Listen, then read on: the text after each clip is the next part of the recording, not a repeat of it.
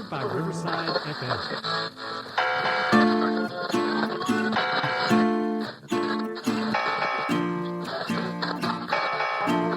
Hey there, it's Jitsie, and you're listening to the Crush Chronicles podcast, a safe space to discuss crushes and how they affect our lives. So grab your coffee or wine, pull out your old diaries, and settle in for today's topic and discussion.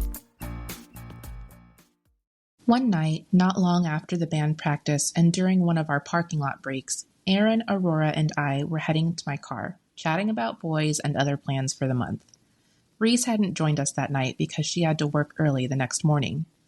Aurora's phone rang, halting our conversation. We all stopped and leaned against the trunk of my car.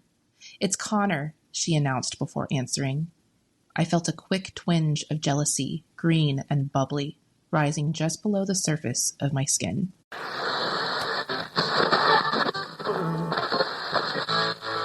Welcome to today's episode, and thanks for listening. Today, I'd like to introduce a tea drinker, writer, voracious reader, and film lover. She is a caregiver for 3 children and their widowed father. She lives in Austin, Texas with her 3 cats, which is wonderful. All the things listed above provide only a fraction of the reasons she is one of my dearest friends. Christine, thank you so much for joining us today. Oh my God, Rachel. Thank you so much for having me. I'm so excited to talk to you about all of the things. Yay, me too. Okay, so before we start the convo, we'll start with crushing some ice. So who is a current celebrity or fictional crush you have, or one that you had in your childhood? Okay, so I originally was going to talk about Faramir from The Lord of the Rings because, I mean, book Faramir. Mostly, not movie Lord of the Rings Faramir. I love to distinguish Yeah, there's a difference. Mostly because Lord of the Rings has made quite a few appearances, and it's very important to us millennials, apparently. Yeah. But I'm going with a different fictional crush from my childhood. Because I'm shocked that nobody has brought up Christian Bale from Newsies. So you're mostly bringing it up just for the fact of you can't believe it-ness? I just feel like Newsies is a really big, important part of many millennial, straight women's childhood and, sexual awakenings. I'm just like... I have to tell you, I've never seen it. I am so sorry. I know it's appalling.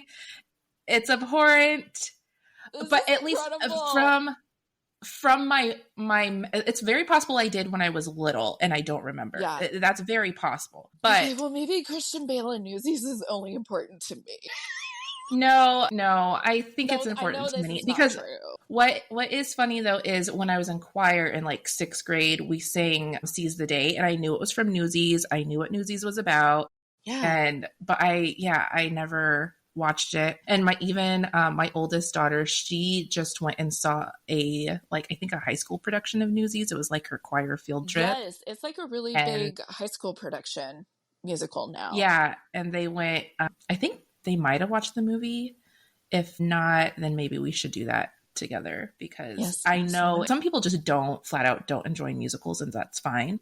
But as somebody that does enjoy musicals, I feel like yes, I should Rachel, remedy that. Christian Bale. Especially I used to sing one of the songs. I know! Incredible! My goodness. He's so little. He's such a baby in that movie. And he wears a red bandana. And he sings and dances. And he yearns. There's so much yearning. You'll love it. I can feel the passion coming through the screen. Oh my God. I think that's the most passionate anybody's gotten about.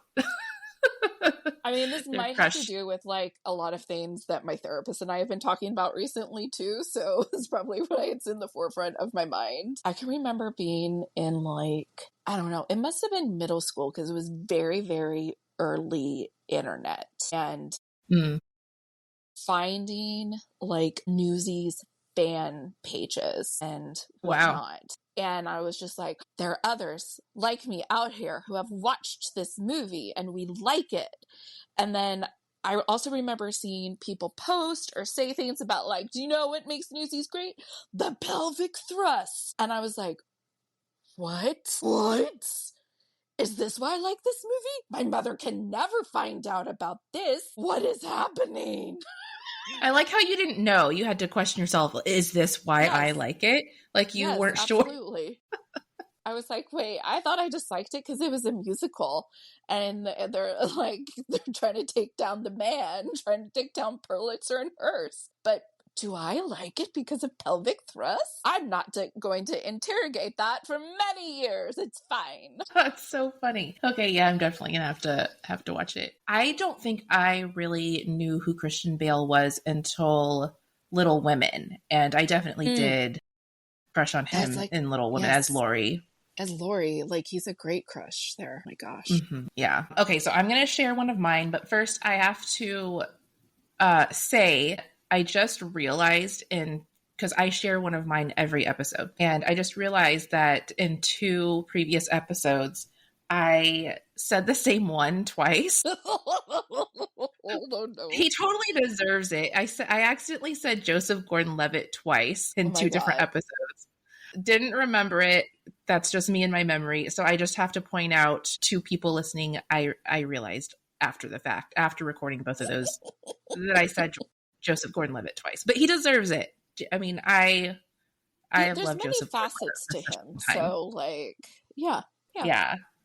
yeah. But for this one, I wanted to say I'm gonna coog it up a little bit because I wish you guys could see the video. Christine's giving me a look, like, oh, interesting. But I'm gonna say Benson Boone. Okay, is that like an understanding okay or a okay, Rachel? Okay. No, it's okay, that's who my 9-year-old has a crush on. I mean, I understand it because the voice, man, the voice, and then he's got his flips thing. really he does do it flips. The flips don't really do it for me, but I love that he has a signature thing, and I love that he has this very he's got his style that he doesn't most people I feel like would make fun of men for having. But he's just I don't give a shit. Yeah. And I look fabulous. And he's got very, oh my God, I can't believe I'm blanking on this. The lead singer of Queen vibes. Oh, Freddie Mercury. God, why? Yes, thank you. For some reason, I was like, Frankie. I was like, no, it's not Frankie. Right. So Freddie Mercury, but Mormon. Yeah, I guess so. But yeah, it's the voice. I love all of his music. Actually, I can't remember if I told you or not, but last year I had to get a lot of iron infusions. Yes. Because my periods were so horrible. I was bleeding all the time, ridiculously, and horrible cramps, and I had lost way too much iron. I didn't have any iron because I was bleeding so heavily. So I had to get iron infusions, and needles give me the ick. Yeah. And I actually fainted the first time they put the IV in because I was so nervous. Just the concept of somebody having to drip stuff into my blood, into my vein, just made me want to barf. So I fainted, but the only way I could get through all of those sessions, because I had to do 6 sessions of that, I listened to Benson Boone the entire time and just closed my eyes, and a little bit of a soft spot. Sweet and precious, though. Yeah. He was there for you to help you through that and keep you calm. Yeah, and not think about the piece of metal sticking out of my arm and dripping iron into it. I could not look at anything. Yeah. So that's mine for the week. That's delightful. Thank you. So you read the 4th installment of Connor's story in the Crush Chronicles. It's called The Hit. So we're going to have a discussion inspired by that chapter. Quick reminder to listeners, the questions I ask are inspired by the piece from the Crush Chronicles, but you do not have to have read any of the Crush Chronicles to enjoy the discussion. So in this story, the girls are hanging out, and only a couple of them have cell phones because this was 2002. Everybody had one, in their back pocket like we do today. Absolutely not. Yeah. Yeah. Especially, it definitely wasn't something that preteens had. Get out of here. No. It was high teen and above, junior, senior, and up would have a cell phone. Yes. Yeah. But though we were very limited at the time by how many minutes we could use and texts we could send, teenage Rachel and her friends likely used their phones to plan to hang out at the mall, or on the rare occasion, exchange numbers with a guy from school. Very rare occasion, exchange numbers with a guy. Very rare. So when did you get your first cell phone and how did you mainly use it? I'm pretty sure I was 17 when I got my first cell phone. And it was a hand-me-down from my dad because he had one for work. And then I think he probably got an upgraded one. So then I got it was probably like a little Nokia. You Like said little that, but I Nokia understood brick. what you were saying. I liked the Nokia little bricks. I had one of those too.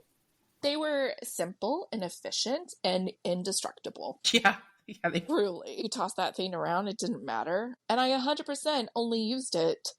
I mean, I only got it from my parents because it was like, well, you're driving now and you're driving your brother and we want to know where you're going and what's happening. And if something happens, we want you to be able to have like a way to get help. And that's pretty much all it was for. I think like texting, definitely no, never, especially as a teenager. It wasn't until I was in my mid-20s that I was texting. And then it was maybe used occasionally for like calling friends to see where were they at the mall exactly, because I thought we were meeting at this entrance. Are you at the other one? Or yeah, no, I think that was pretty much it. Because I would still use my home phone to call friends. Or we were just chatting on AIM. Like cell phones were truly just like emergencies, safety, and I thought you were coming to the second service of church. Why aren't you here? Yeah, it was definitely more of, like you said, emergency safety. Because I think that's why I got my first cell phone, because I was driving around so much as a teenager, and my parents wanted to make sure that I had a way to get in touch with them in case my car broke down, or if I was out late a lot for like theater and for dances, so they could call me if they needed to. So yeah, same thing. Like you said, totally related to the what mall interests are you at? That's one thing that like really made very convenient. No more wandering around trying to find the person that you're supposed to meet. You could just totally streamline that and call. Yeah. Okay, at the beginning of the hit, teenage Rachel feels the quote green and bubbly emotion of jealousy when she's hanging out with her girlfriends and her crush calls one of them. What can you tell us about a time when you felt a bubbling sense of jealousy? Back when I was a teenager, like around the same age that, teenage Rachel and Aaron and Aurora are, I had two other friends that like the three of us hung out all the time and we talked all the time. And there was also a guy that was just like a doofus that, I don't know, we liked to hang out with, but also he was so dumb. And I don't even know anyway, but then it just like turned into, oh, one at a time, everyone's going to have a crush on Matt, and then Matt's going to have a crush on one of us, but it's never going to be with the same person at the same time. I don't think I ever really liked Matt, but I think I was jealous that Matt never liked me and he liked like Brittany and Audrey instead. And I was just like, I don't understand.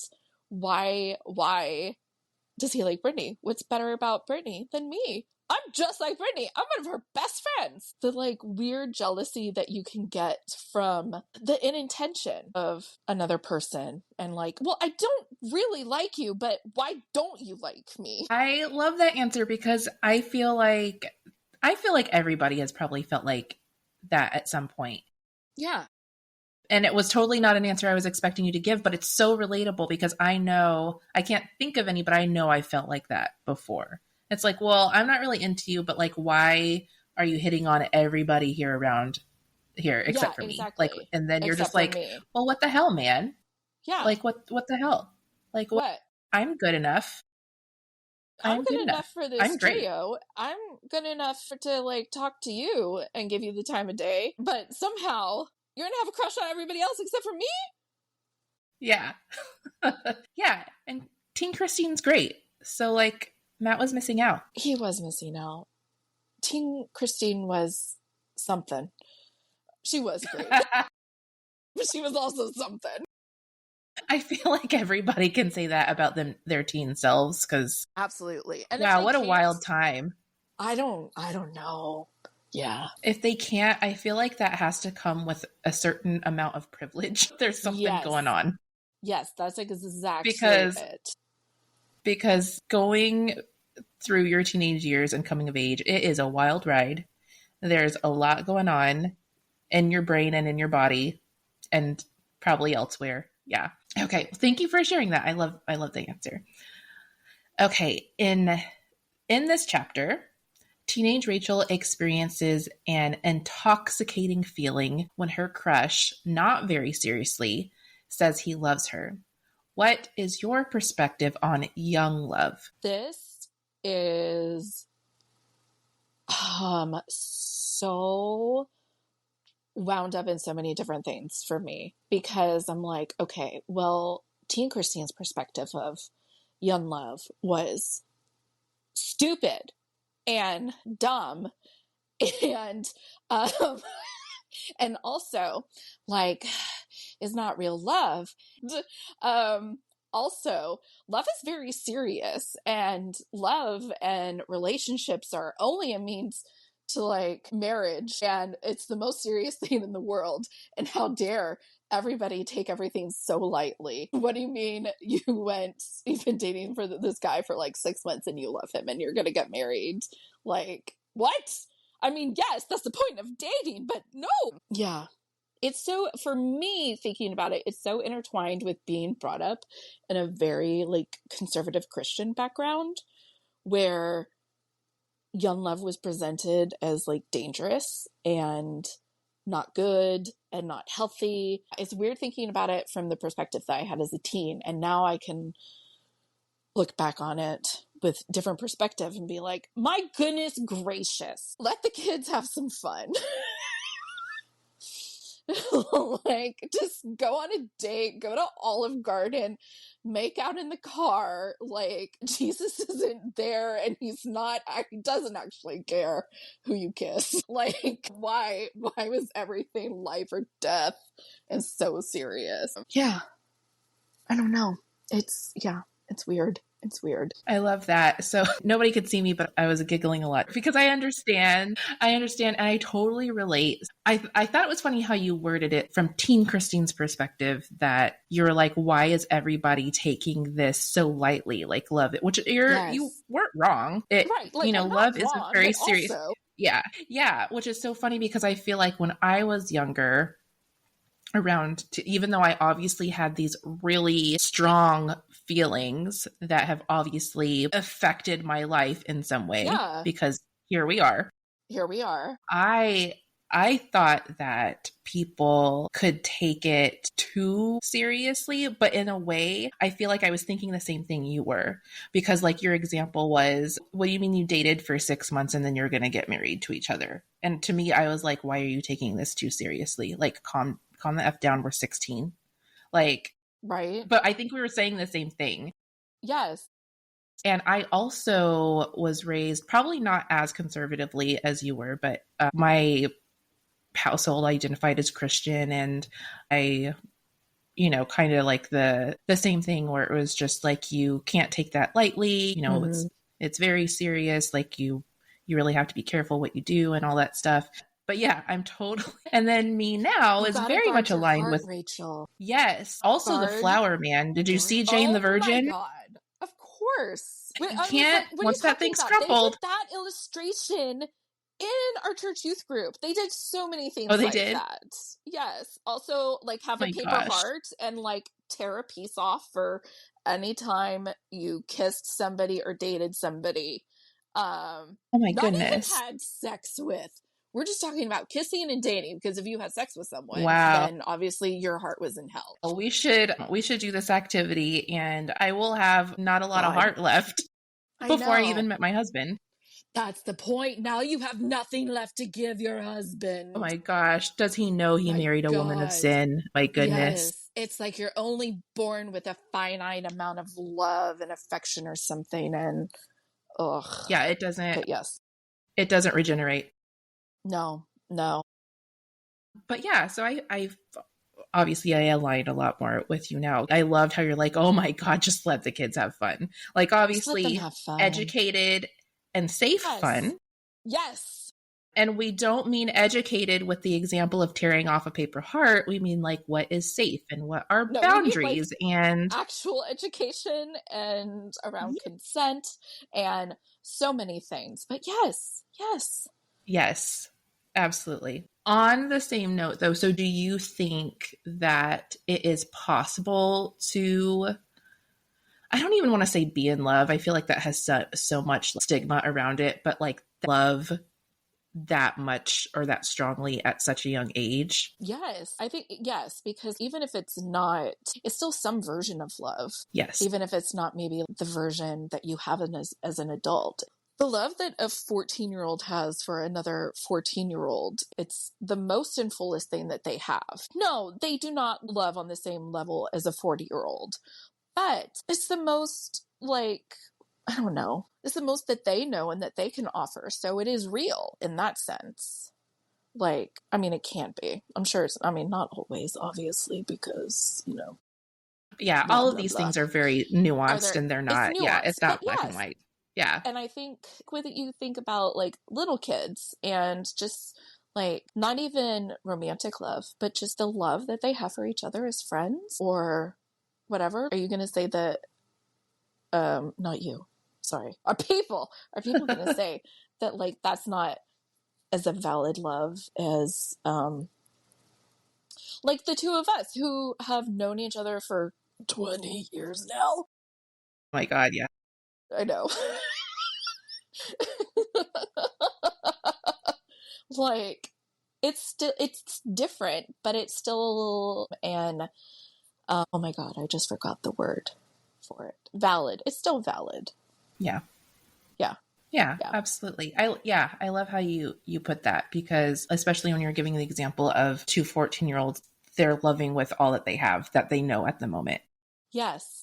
And again, like all of these things are, yes, at their full capacity. And all of these things are nuanced for sure. But it reminded me too of when my oldest daughter was in preschool. She had apparently already found her husband. Oh my God. She told me that she loved the boy in her class, and I really did believe her. I really think she did, even though she was only 6. Obviously, it was very different because she was 6. But, and of course, by now she's like, I don't even know who you're talking about, Mom. What are you talking about? But yeah.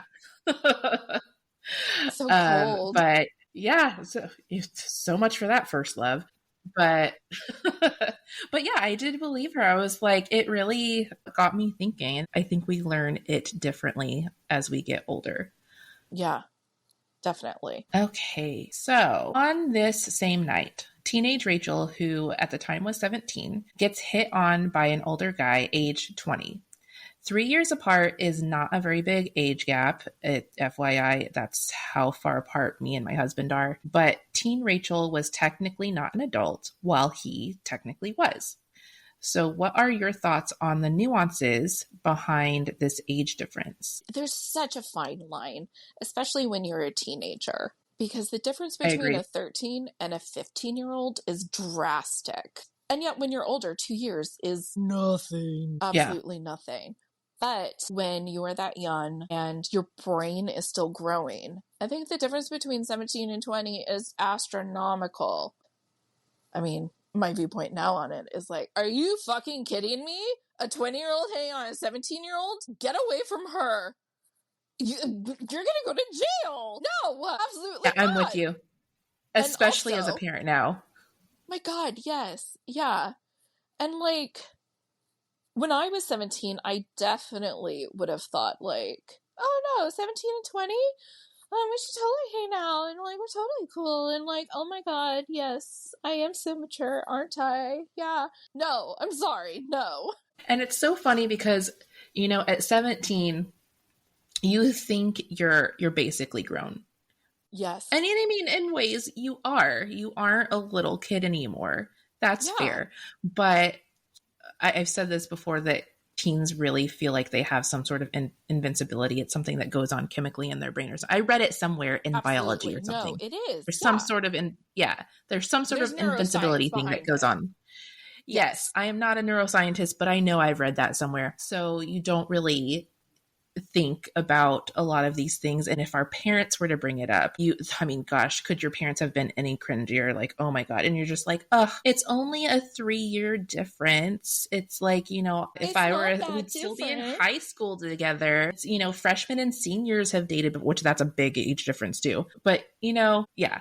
So yeah, but I think as a 17-year-old girl who had very low self-esteem, or even for a 17-year-old girl that had very high self-esteem, having a 20-year-old, like basically a college guy hit on you, you would feel so good about yourself. That just like affirms anything that you thought about yourself, like good and bad. Of like, yes. Look at how mature I am. Or look at how great or pretty or whatever I am that I was able to catch the attention of this older male, which I also think now that I'm saying these things, it kind of says a little bit about being in the male gaze and, being raised in a patriarchal society, that we feel so wonderful that an older guy could hit on a younger girl. Like, bestowed their attention upon you. Yes. Yes. Yeah. There must be something special and magical about you to get the stamp of approval from an older man. And by older man, I mean a baby boy who is 20. Yes. And it's funny too, when I remember being 17 or whatever, and all the people around me would talk about when you're an adult and you're like 20 and 21. But even at 17, I was like, are you really though? I was like, I still feel like 20 and 21 are like kids. I even though I was a teenager, a lot of teenagers look at that like 18, 19, 20 mark of like finally being an adult. I was like, I can't see it. How do you just magically go from being a dumbass teenager to you turn 18 one day and then you're considered an adult and you think you're all the adulty things? I was very proud of myself at a young age for realizing that, because I was like, you're 21 and you still are acting like a dumbass. So I don't see how you're adulting in any way. Yeah. And adulting wasn't a term then either, but it wasn't a term until we were in our 20s. But that's basically what I was thinking. You had much more wisdom than I, because I think... Well, that was very rare. That was a rare thought. No, it's not. But I remember thinking like, well, yes, like, you become an adult when you're 18, and then like things magically just kind of happen in your brain, and then you'll get everything and you'll understand everything. And we are adults, and 21-year-olds, they're absolutely adults, and they're in charge of me and whatever. I think a lot of that, now that I'm saying this to you, was a part of the church that I grew up in. And when you have younger people who are in authority over you, you're like, well, yes, they're adults, and other adults have presented them as the authority. And I look back on it now and I'm like, I was looking up to a 25-year-old, or like these 20-year-olds were in charge of us and like giving us wisdom or telling us what was right or wrong. Are you fucking kidding me? This is insanity. I mean, I feel like 25 is probably okay. And it does make sense if you're a kid and I did the same thing, but it's similar to, like, I did the same thing with babysitters. Like, I had an 18-year-old babysitter. I thought she was so cool. She had a pixie cut. I wanted to cut my hair like a pixie cut. Luckily, my mom said, no, I do not have that face shape. But Rachel, my mom let me cut my hair short. It would not have worked. Yeah, no, it wouldn't have. 10-year-old me would have been devastated. But she did let me cut my hair short, and that was actually fun for a little bit. Yeah, like, 10-year-old thinking 18-year-old babysitters, she's the authority. She gets to stay home alone with me, and she takes care of me. Like, that totally makes sense that, we would be thinking that way. Yeah. Yeah. Well, I'm sure we could keep going on and on because, there's so many nuances behind that. But thank you. I really appreciated your answer. I'm just sad that you don't have the video. Oh, God damn it. You can't see it, but can you hear that? Move. I'm kicking you out now. Was that Ponyo? Yes, it was. Yeah, Ponyo is always the one that you're going to hear. She doesn't fight silently. She's so loud. But Chewy's on top of the dresser, and I saw him get into his like attack pose and wiggle his butt, and I was like, "Oh no, you dumb." Well, she's the queen of the house. Well, yes, exactly. Well, I guess she's the princess of the house. She is the princess. You're the queen. She's the princess. I'm the queen. She's Princess Ponyo. Okay. Okay, so one of my favorite parts of this chapter is when Aaron yells out into the parking lot, Rachel's getting hit on. Oh my God, I laughed so hard. Oh, really? Oh, good. Yeah. I'm glad. Because, you're writing stuff, you don't know if it hits, because I was there, I remember, but also when you write it, you hear it in your head, you don't know if it's going to be funny to someone. I'm not doing, what do you call it? Test groups? What do you call them? When you test, Yeah. Focus. Yeah, I'm not doing focus. I don't know. I just send it out there. I don't know if it's funny. Yeah. So I'm glad you laughed. Yeah, I did. Okay, it's so she yelled. funny. Good. Well, that was Aaron. So yeah, Aaron yells out into the parking lot, Rachel's getting hit on. Even though heads turned, no one cared. But it brought me back to the feeling of being young, carefree, and cheering on a friend, which Aaron totally did. In what way can you relate to this moment? I was thinking about this, and it's interesting because those moments like that of being young and carefree, and you don't care what anybody around you thinks or how they're going to react in that moment. I mean, when you're a teenager, you deeply care about every single thing. But also you're just oblivious and you're like, there's no consequences. Who cares? And I kind of feel a very similar way now that I've hit my 40s of like, I don't care. And who cares? I do know there are consequences though. So I'm aware of things like that. But also, the older I get and the more life I experience, the more I don't give a shit about other people and what they think, and just go for it. And hell yeah, celebrate your friend every single moment you can. Cheer them on, not just because like, oh, they got married or they had a baby, like congratulations, like hell yeah, you're starting this podcast, amazing. Or like, oh my God, you got all the laundry done this week, incredible. That is a big win. Who does that anymore? My God. Well, it's all a lie because it's just never ending. It's just like tomorrow never comes. The laundry is never done. It's just not.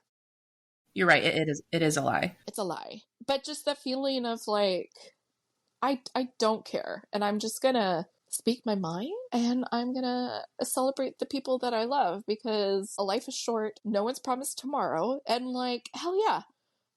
Yell out the car window for absolutely no reason. Have you done that with your kids? Oh my God. My oldest one.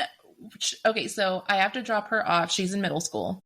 And I have to drop her off every morning, and she won't even get out of the car with the radio on. If I have the music on too loud, she will turn it down. I'll be in the middle of a song, like singing, and she'll turn it all the way down to get out of the car.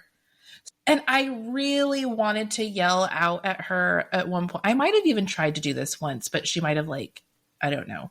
She might have told me not to, but I really wanted to yell out, make good choices, like in Freaky Friday. I'd be like, make good choices. I feel like I may have done that to her once, not in middle school though. And she was just like, oh my God, like she's very much got the parent cringe. So I have not yelled anything out at the car at her, except for maybe that one thing. Definitely not in middle school. Cause I get it. Middle school is just like, oh yeah, absolutely. Everybody's watching, even though they're not watching. Like you just never know. Yeah. But my husband, I think, does not care. He's totally like that dad. Yeah. He's going to have like the good, fun, embarrassing, not like anything, horrifyingly embarrassing, but rolling up to pick her up with, some weird millennial song jamming and being like, hey, that's my kid. Or I know there was one time when I was picking her up from school and I was just yelling her name over and over as if she couldn't see me. I was like, hey, over here, hey. And she's like, my God. That's very good. No, that's very good. I love them so much. I just want them to know that I'm there. Yes. One thing that I do with my kiddos that they love, and actually it's not the teen, it's the younger ones, is if like we're driving someplace in the neighborhood or we're going to go pick up a friend or something, they love to roll down the windows and just yell at people on the street. It makes them, I don't know, they feel like they're doing something wrong and getting away with it somehow. So I can see that because it is a little, unconventional. Yeah. But at the same time, I feel like we've all kind of done that. Maybe. Yeah. Maybe. Yeah. I love that because it's a very innocent way to Yes. feel like you're doing something bad. So that's cute. Yeah. It's fun. Okay. So if you were to write your own story, which crush in your life would you write about and why? I think I would probably write about why I felt I couldn't have crushes, and growing up in very conservative Christianity and purity culture, where it's just like, well, even thinking about a person of the opposite sex, like, is very dangerous. And like we talked about with like tearing up the heart, of like giving your heart away. So in so many ways, I felt like I couldn't have a crush, because if I did have a crush, that would mean that I have feelings. And if I have feelings about somebody, then that means that I love them. And if I love them, that means that I want to marry them. And what if that's not who Jesus wants me to marry? That's insane. That's deep.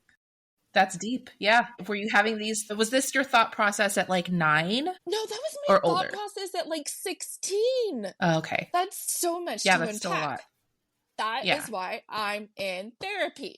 But I think no. And kudos to you. Therapy is wonderful. Therapy is wonderful. Children, adults, everybody, go to therapy. It's great. Yes. It's wonderful for you and the world. It's great. Yes. But yeah, I think I would talk about that. I would write about feeling like I wasn't allowed to have crushes and why, and unpacking that, and learning to have crushes in like your 20s and 30s, even on celebrities. Like, hey, it's okay to have a crush on Chris Evans because he's hot for no other reason. It doesn't have to be like, well, he's a really good person inside, and actually he has a lot of goals, and he's really mature. I love how you just put on your ASMR voice right now. That's my very like, I'm very serious, and I can tell that he's like a very serious young man, very serious about his body. Like, it is okay to have a crush on a celebrity because they're hot. It's fine. Thank you. I feel like a lot of us needed to hear that. I don't know. Can you hear my cat? Yes. Cloud is so He is funny. mad. He is so loud. Okay, sorry. But yes, I feel like a lot of us, even though we don't need the validation, needed the validation to be like, you're allowed to crush on somebody because they're hot. Because I feel like we put that pressure on ourselves where we can't be vapid and shallow. Right. And I feel like women only feel, like, do men feel that way? Like, do they feel like they have to find a good reason to have a crush on a girl because she's hot? Absolutely not. I mean, not traditionally the way that men are raised in society. They're like, oh, yeah, Jessica Alba. They want what they want. Yeah, like, she has this good face and nice boobs. Yeah, I've got a crush on her. They're not like, she's really good at math. Which is just like, oh my God. That's fair. Yeah, we don't have to... we can just be attracted to what we're attracted to and like what we like. So thank you. I'm glad you said that. And it could Here I am, 40, and I'm like, oh, look at this wonderful awakening I just had. Look at you and me, same boat. It's great. Right. Yeah. Yeah. And I know this is way after the fact, but I was going to respond earlier about how you're saying now that you're 40, you also feel like you don't give a shit about things anymore. And I had to agree with that because there's just something about, I don't know, because I talk a lot both on my Substack and I have talked previously on the podcast about the pressures that specifically that women have going through life, and all adults have the pressures to go through like a timeline of like owning a house, getting married and having kids and getting the career, like no matter what your sex or whatever, you have those, but it does feel a little bit more pressurized for women because of the quote unquote biological clock and all of that stuff. And it does feel like all of that stuff needs to happen in your 20s for some reason. Yeah. Correct me if I'm wrong. I felt like that's the timeline. Like all of this stuff has to happen in your 20s. Oh yeah. If not, if not, then somehow like you have missed the mark and you've fucked up and you better get the ball rolling in your 30s then. And then if you haven't done it in your 30s, Yeah. I wonder if it's because in the 20s we feel that pressure. In our 30s, it's like, oh, well, I didn't do it in my 20s, so like what do I have time to map out and squeeze in now? Assuming you still want those things, because I think our generation of women is kind of the first, largely, don't quote me on this because I haven't looked up anything, but largely in our generation that's kind of been like, well, what if I don't want to have children? Which of course it has everybody up in an uproar or tizzy. Oh my God. Yeah. What if I don't want to own a house? What if I don't want that? What if I just want to backpack for the rest of my life? Or yeah. What if I don't want to be in a monogamous relationship? What if I don't want to get married? Yeah. What if I don't want to do that? Oh my gosh, that one really pisses people off, huh? I've read a lot about really? It's not even not having kids. It's like you're gonna be a lonely cat lady for the rest of your life, and all the women are like, don't threaten me with a good time. Okay? Yeah, don't threaten. Are you kidding me? I am 40, currently single, and I have 3 cats, and I live with a roommate, and I fucking love my life. Like, yeah, it's great. Like, it's incredible. We really just need cats and books and coffee, or cats and books and wine, or whatever it is. Yeah, your 3 beverages of choice. You need the upper, the downer, and the hydrator. Oh, I love that. Yeah. Did you make that up? Yeah. No, I'm sure. Good job. I love that. Somewhere. Okay. No, but it's so true. It's so interesting because I think when I was in my mid-30s, I felt like the fuck starting to leave my body. And like, oh, okay, yeah, this is what life is. Well, yeah, I don't care. Like, this is fine. This is great. And then, I don't know, somewhere towards the end of my 39th year or somewhere around there, I was like, oh, wait, there are even more fucks left to not give, to let go of and release. Like, this is incredible. Yes, be gone. I release thee. I don't need you.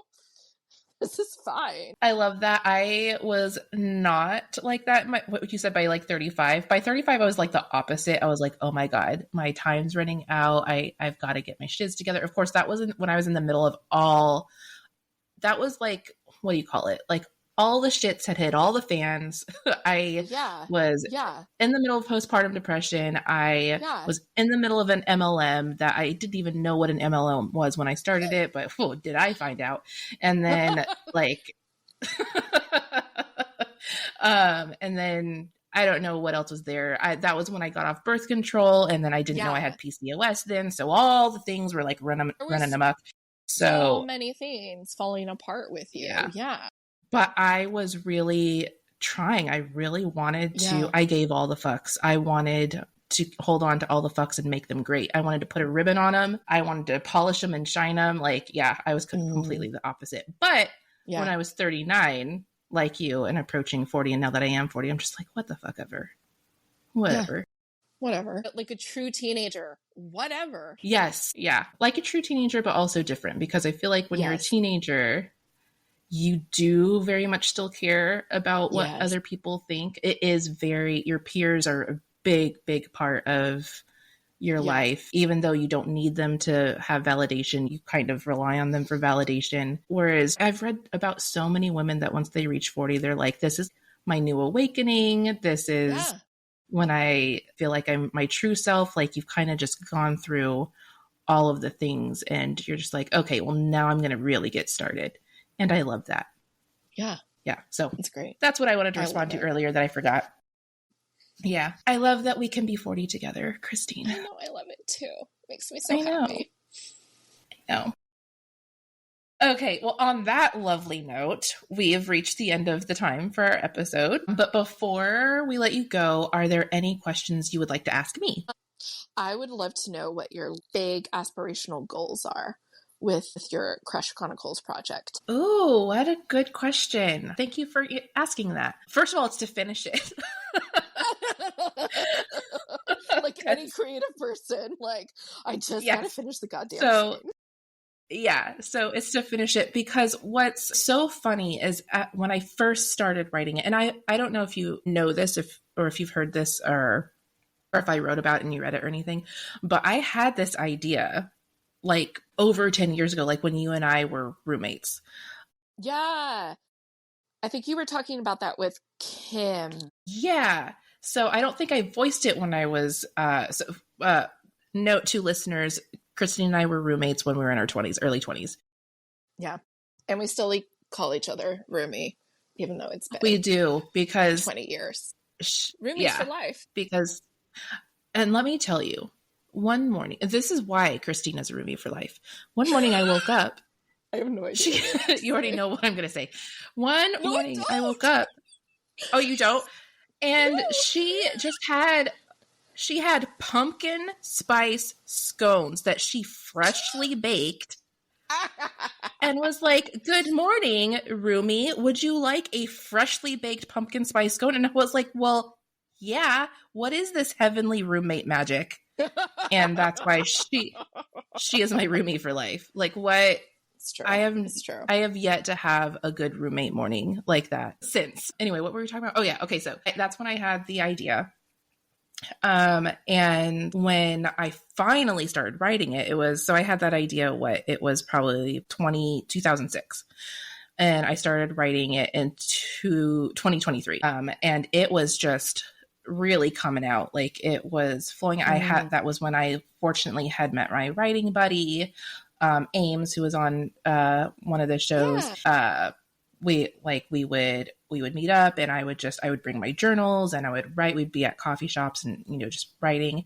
But then as I became more consistent with posting things on my Substack, and then when I was like, oh, why don't I do a podcast? Because I have time. So the writing obviously has kind of fallen off a little bit because, and I don't regret doing the podcast at all. I love it. So yeah, it's to finish it. Also, as I talked about also in a previous show, is I have a lot of crushes because I have lived so many places. Yeah. I averaged a different school every year. Yeah. And you had so many new pools to choose from. Yeah. Yes. Exactly right. And the type of person I am too is I like to document everything. That's part of the reason why I've always journaled. I'm always afraid I'm going to forget something, which is a very valid fear because I do forget a lot of stuff. So yeah, it would be to finish it. And, there is a little bit of a stressor there because I do have a lot that I want to write about. But end game goal, to answer your question, now that I've drawn it out into a very long answer, I want it to be a book. I want it to be like volume 1 of a memoir. I plan on writing a lot more memoirs. Okay. But it'll be my first one. Yeah, it'll be my first one. So all of these little stories that I'm publishing on Substack solo as their own little chapters, they will all come together. I will submit a manuscript or I'll self-publish. The end game is a book. Yeah. I love this. Yeah. So, and I have lots of other ideas too. I've considered like making each one into a zine, and how am I even going to do that, Christine? Well, what are you talking about? You have the same 24 hours in a day that Beyonce has. Don't you, Rachel? I do not. Beyonce has money. Beyonce has money nannies. And nannies and personal chefs, all these other resources that I do not have. My God, yes. Yes. And yes, probably a house cleaner and whatever. Oh my God. Like, no, my 24 hours are very different. Yes. But yeah, as I thought about doing zines where like I would release like a zine for each crush, now that I have quite a few crushes published now, but I don't know, then that might take away from I don't know. So I have ideas to do other things with it, but I do eventually want to write these other memoirs too, because my Substack is named The 9 Lives of Rachel Jitsie. I'd like to get to some of the other lives, but all in good time. Like we have touched on before, it's just enjoying the process, and I am having a lot of fun right now. So yeah. Well, thank you so much. That was such a great question. Thanks for asking. Okay, so yeah, that's it. So thank you so much for joining me, Christine. I hope you had a good time. Rachel, thank you for having me. I had such a blast. I love talking with you. I had literally anything. So yes, I had a great time. So, what do you think? How do you feel? If you like this episode and would like to hear another, be sure to subscribe so you don't miss the next one. If you have some extra time, check out my Substack at jitsie.substack.com. The link will be in the show notes. There, you can check out my memoir series that inspired the podcast and can peek inside the real-life stories and experiences that inspire the topics in each episode. The Crush Chronicles podcast is 100% produced by me, Rachel Jitsie. The music is by Music Town, and the sound effects are by Pixabay. Thank you for listening, and until next time, remember, love yourself first. The rest will follow.